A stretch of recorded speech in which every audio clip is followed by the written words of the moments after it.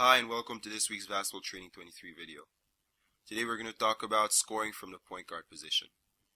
In this video I'm going to show you moves and techniques you can use to score as an undersized player. Before I begin though, I want to make sure you understand something. The role of a point guard is not to score. The primary role of the point guard is to set up and make plays for his teammates. You only become a scoring point guard when you find yourself on a team that doesn't have a lot of scoring threats and you have to take more of a scoring load for your team to have a chance to win. That's exactly the kind of situations Chauncey Billups and Derrick are in. Because of the lack of scoring threats on their team, they have to take more of a scoring mentality for their team to have a chance to win. So, make sure you understand this. As a point guard, your primary role is to make plays for others, not score. But if your team lacks scorers, you're going to have to become more of a scoring point guard for your team to have a chance to win.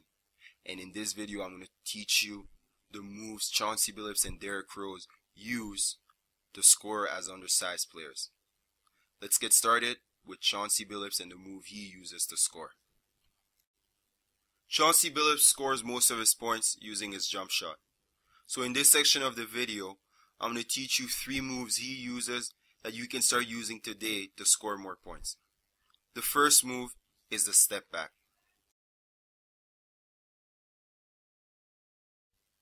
The step back is a great move you can use to create the space needed to shoot over bigger defenders. No matter how big the defender, if you execute the step back properly, you'll create that space needed to get your shot off against any defender. You perform a step back by planting your leg forward, then stepping back with that same leg in the opposite direction. The key to performing this effectively is to plant your leg forcefully as if you were about to go forward. This will freeze your defender, allowing you to step back for the shot. This whole movement has to be done as quickly and as explosively as possible.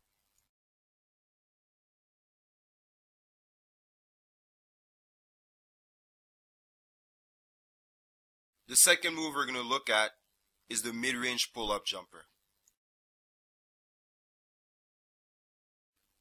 The mid-range pull-up is another simple but effective move you can use to score more points as an undersized player.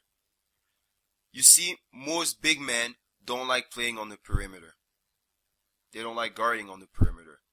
Because of this, if you receive a screen from a teammate and find yourself in a mid-range area, you'll usually have a wide open shot because the big man decided to wait for you in the paint and try to get the block.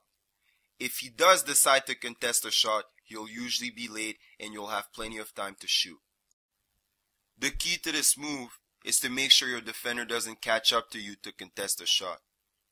To assure this, when you receive the screen, you want to go right beside that screen, not around it. This will make sure your defender can't fight through the screen and he'll have to go under or around the screen, meaning you'll have plenty of time to pull up and shoot the jumper.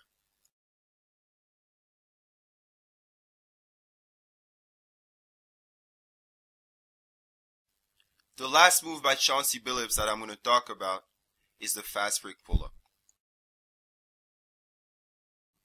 The fast break pull-up jumper is such a great move because 98% of defenders will never see it coming. Most defenders are taught to get back and protect the paint during fast break situation. This of course means that the 3-point line and the mid-range area are almost always wide open during fast break situations. This gives you the perfect opportunity to use your pull-up jumper and score during fast breaks. As you approach your defender during fast breaks, you'll usually see him backing up because he expects you to drive the ball to the rim. This is your signal to pull up. No one can back up and jump at the same time. Your defender will have to stop, then jump to contest your jump shot. This will give you plenty of time to shoot.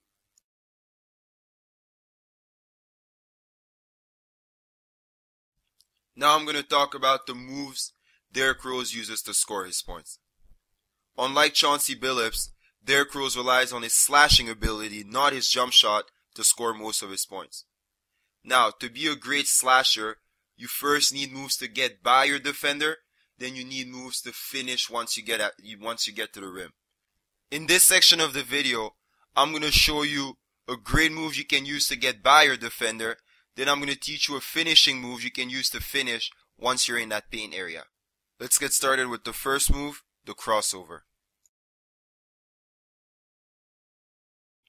The crossover is a simple yet very effective move. What you're basically trying to do is make your defender think you're going one way while you go the other. The key to this move is the fake drive you perform right before you cross over.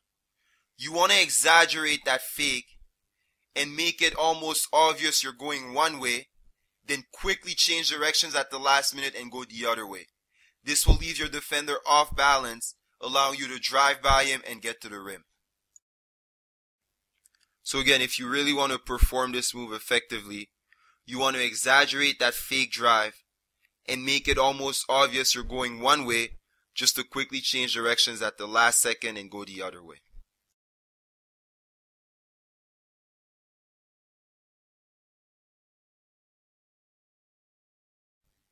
So I just talked about a great move you can use to get by your defender.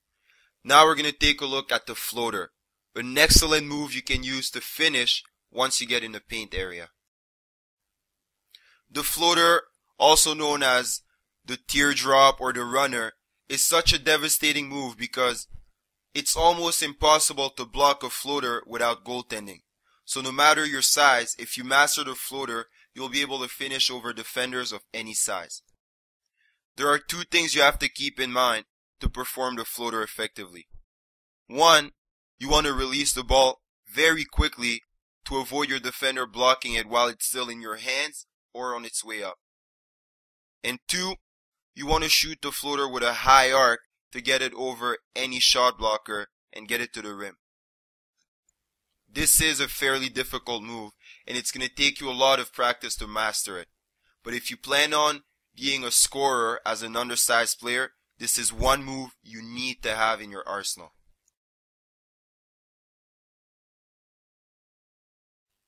This concludes another Basketball Training 23 video. As always, please subscribe to our channel, rate this video 5-star, and leave any questions you may have at the bottom of this page, and I'll make sure to answer all of them. Again, if you haven't already done this, please head to www.basketballtraining23.com and download your copy of my free vertical jump training manual, in which I reveal everything you need to know to quickly increase your vertical jump. I hope you enjoyed this video. Keep working hard, and I'll see you next week.